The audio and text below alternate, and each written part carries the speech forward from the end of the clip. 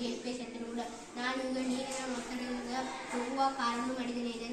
ಇದಕ್ಕೆ ಬೇಕಾದ ಸಾಮಗ್ರಿಗಳನ್ನು ಹೇಳುತ್ತೇನೆ. ಇದಕ್ಕೆ ವೆಸ್ಟಾದ ಬಾಟಲಿ ಬೇಕು ಮತ್ತು 3 ಸಿಡಿಗಳು ಮತ್ತು ಐಸಿಂಗ್ ಕಂಡಿಗಳು ಬೇಕು ಮತ್ತು ಇದು ಬಾಟಲಿ ಬ್ಯಾಗುಚ್ ಮತ್ತು ಒಂದು ಪೆನ್ ಬೇಕು. ಇದನ್ನು ಹೇಗೆ ಮಾಡಿದ್ದೇನೆ ಎಂದು ಹೇಳುತ್ತೇನೆ. ಇಲ್ಲಿ ಕೆಳಗೆ 3 ಕಡ್ಡಿಗಳನ್ನು ಇಟ್ಟಿದ್ದೇನೆ, ಮೇಲೆ ಒಂದು ಬಾಟಲಿಯನ್ನು ಇಟ್ಟಿದ್ದೇನೆ ಇದು ನಿಲ್ಲಲು, ಮತ್ತು ಇಲ್ಲಿ ಸಿಡಿಗಳು ಇಟ್ಟಿದ್ದೇನೆ ಇವು ತಿರುಗುತ್ತವೆ, ಮತ್ತು ಇಲ್ಲಿ ಚಕ್ರ ಇದೆ ಬಾಯ್ಮುಚ್ಚಿನಿಂದ. ಇದು ಈ ಚಕ್ರದ ಮೇಲೆ ನೀರು ಬಿದ್ದಾಗ ಈ ಚಕ್ರವು ವೇಗವಾಗಿ ತಿರುಗುತ್ತದೆ, ಅದರಿಂದ ಇದು ಮುಂದಕ್ಕೆ ಹೋಗುತ್ತದೆ. ಹೀಗೆ ನೀವೇ ನೋಡಿ ಇದು ಹೇಗೆ ಕೆಲಸ ಮಾಡುತ್ತದೆ ಎಂದು ತೋರಿಸ್ತೀನಿ. ಇದರ ಮೂಲಕ ನೀರನ್ನು ಹಾಕಿದರೆ ಈ ಪೆನ್ನಿನ ಮೂಲಕ ಈ ಚಕ್ರವು ವೇಗವಾಗಿ ಹೋಗುತ್ತದೆ.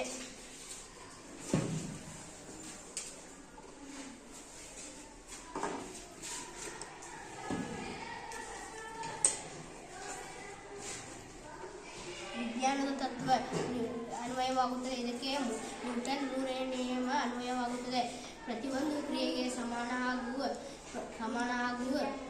ವಿರುದ್ಧ ಪ್ರತಿಕ್ರಿಯೆ ಇರುತ್ತದೆ. ದಿನನಿತ್ಯದ ಜೀವನದಲ್ಲಿ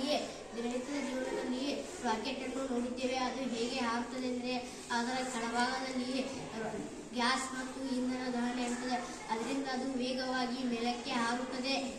ಇದರಲ್ಲಿ ನಾವು ಏನು ಚೇಂಜಸ್ ಮಾಡಬಹುದು ಅಂದರೆ ಇದಕ್ಕೆ ನಾವು ಸ್ವಲ್ಪ ನೀರು ಹಾಕಿದಾಗ ಇದು ನಿಧಾನವಾಗಿ ಚಲಿಸುತ್ತದೆ.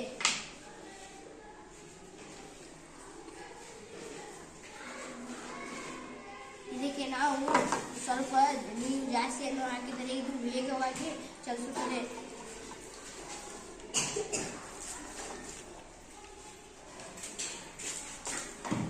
ಎಲ್ಲರಿಗೂ ಧನ್ಯವಾದಗಳು.